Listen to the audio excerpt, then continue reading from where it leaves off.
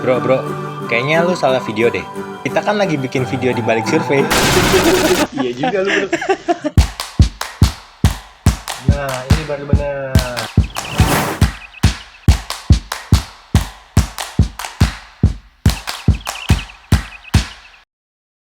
Survei Kepemimpinan Nasional Kompas atau SKN dilakukan kepada 1.200 responden di 34 provinsi di Indonesia. Survei ini melibatkan 185 tenaga lapangan dan 11 koordinator wilayah atau Korwil. Tentu ada cerita menarik di balik survei Litbang Kompas. Bagaimana kisahnya? Ini dia.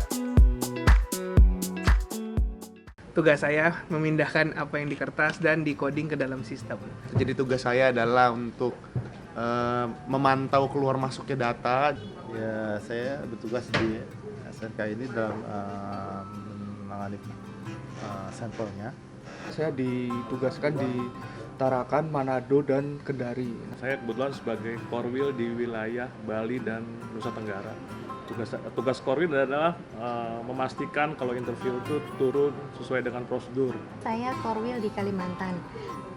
Tugas saya memastikan interviewer datang ke lokasi sesuai dengan titik sampel yang telah kami tentukan dan melakukan wawancara. Sebagai Korwil wilayah Sumbaksel yang meliputi Jambi, Palembang, Bengkulu, Lampung, dan Bangka Belitung. Sebagai petugas witness di wilayah Banjarmasin, Balikpapan, Samarinda. Aku sebagai asisten Korwil lah ya. Jadi bantuin Korwil buat di situ bantu briefing, terus juga bantu ngawasin interviewer supaya mereka itu dalam interview lancar dan jalannya sesuai gitu, nggak ada yang nyeleweng. Di PO, iya ini first time banget nih aku jadi PO karena sebelumnya kan jadi Korwil gitu ya, atau nggak bantuin di tim inti, terus sekarang first time banget jadi PO. Kesannya belajar banyak sih pasti, I learn a lot. Di tengah jalan waktu baru mau naik pesawat, tiba-tiba ada kendala di sistem, jadi sambil jalan ke pesawat sambil buka laptop. Ya jadi kalau misalkan kendala untuk di lapangan, karena saya juga sebagai orang sistem, kalau misalkan kita lagi berada di waktu-waktu yang sedang ada di lapangan, terus nggak ada charger, nggak ada colokan gitu, mungkin kendalanya adalah di perangkatnya gitu, mungkin baterainya habis atau mungkin kurang ada sinyal kayak gitu. Nah, terus dan itu juga jadinya kemarin harusnya langsung ke Makassar terus Manado. Itu kemarin pindahnya dari Tarakan ke Surabaya dulu, dari Surabaya ke Makassar, lalu Makassar ke... Oh dari Surabaya ke Tarakan, dari Tarakan ke Surabaya dulu, iya, baru ke Manado.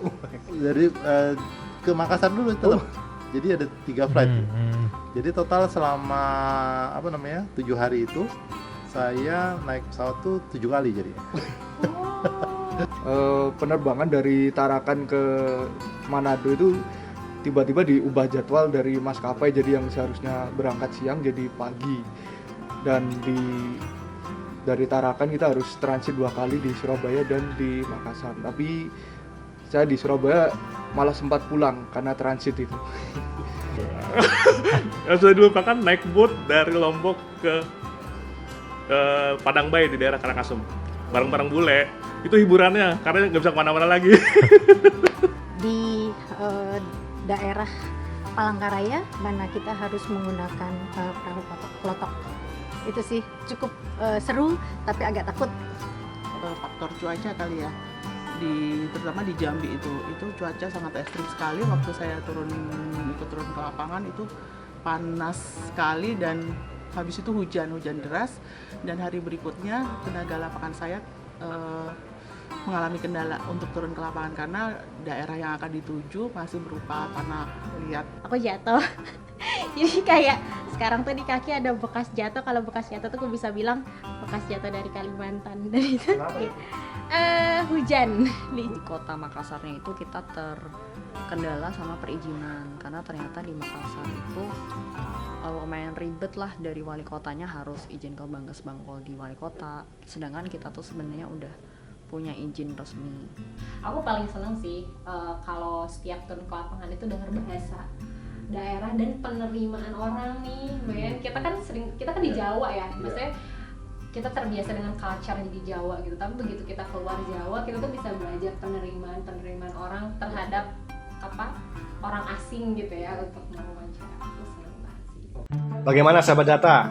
Seru juga ya. Sebelum ditutup ada pantun nih.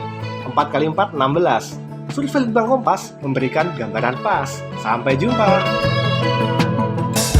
Bro, video drone kayaknya asik nih tampilin di akhir bro. Iya lagi. Sok.